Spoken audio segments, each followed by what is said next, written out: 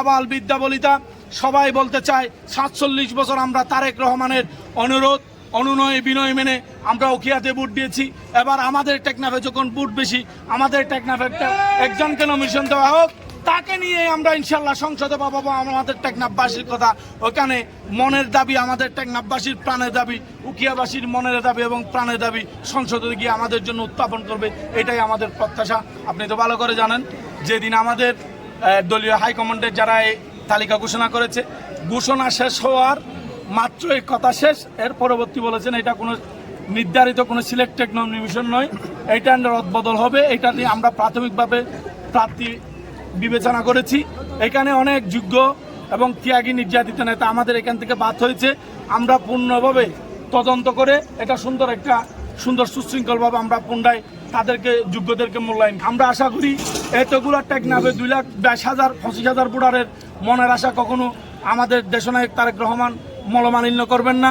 উনি আমাদের টেকনাফের উখিয়া টেকনাফের মানুষের আশা আকাঙ্ক্ষা বুঝে এই টেকনাফবাসীকে একবার দানের সৃষ্টি নেতৃত্ব দেওয়ার সুযোগ করে দেবেন, সে আমরা ব্যর্থ কামনা করছি। যদিও বা দল হাইকমান্ড যদি আমরা দলে যাকে নমিনেশন দেবে তার পক্ষে অবশ্যই কাজ করব।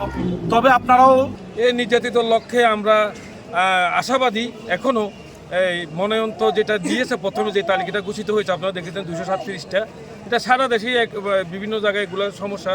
তারেক রহমান এবং আমাদের দলীয় নিজস্ব গোয়েন্দা রয়েছে এবং আমাদের স্থায়ী কমিটির সদস্য জনাব সালাউদ্দিন আহমেদ, উনিও বিবেচনা করতেছেন, সারা দেশ নিয়ে বিবেচনা করতেছেন কোথায় কী ঝামেলা হচ্ছে। এখন কর্মী সমর্থকরা যাকে চাইবে তাকে পূর্ণ বিবেচনা করবে। ওটা প্রাথমিক যে তালিকা ঘোষণা হয়েছিল, এখনও কাউকে আসলে লিখিতভাবে কাউকে মনোনয়ন দেওয়া হয়নি।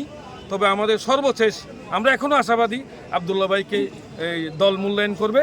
আমাদের দেশনেত্রী বেগম খালেদা জিয়ার সুস্থতা কামনা করে আজকের আসলে আমাদের উদ্যোগটা ছিল, আমরা আজকে একটা দোয়া মাহফিল করব এবং সাথে সাথে আমাদের মিছিলের একটা তারিখ ছিল। এই মিছিলের ফাঁকে আমাদের যে দোয়া মাহফিলটা হয়েছে, সেটা তো আমাদের চেয়ারম্যান নিজেই দোয়া মাহফিলের মনোজাতে অংশগ্রহণ করেছেন এবং চেয়ারম্যান নিজে একজন হাফেজ, কোরআনে হাফেজ, তার নেতৃত্বে আজকে এই হাজার হাজার জনতা চায় যদি এই নমিনেশন বাতিল না হয় আমরা কঠোর থেকে কঠোর আন্দোলনে নামবো বলে এই হুঁশিয়ারি দিচ্ছি এবং অব্যাহত রাখবো এই আন্দোলন। শুধু তাই নয়, এই আন্দোলন অব্যাহত রেখে আমরা আবদুল্লাহ ভাইকে নমিনেশন দেওয়ার জন্য এবং তারেক রহমানের কাছে বার্তা পৌঁছাই দেব এবং ম্যাডাম খালেদা জিয়ার সুস্থতার জন্য আমরা আজকে দোয়া মাহফিলও করেছি। শুধু আমি আরও বলতে চাই, আবদুল্লাহ ভাইকে যদি নমিনেশন না দেয়, উখিয়া টেকনাফের মানুষ আরও উত্তেজনাপূর্বক হয়ে এবং আরও উত্তেজিত হয়ে এই বিক্ষোভ মিছিলে ডাক দিবে এবং এই বিক্ষোভ মিছিল অব্যাহত রাখবে বলে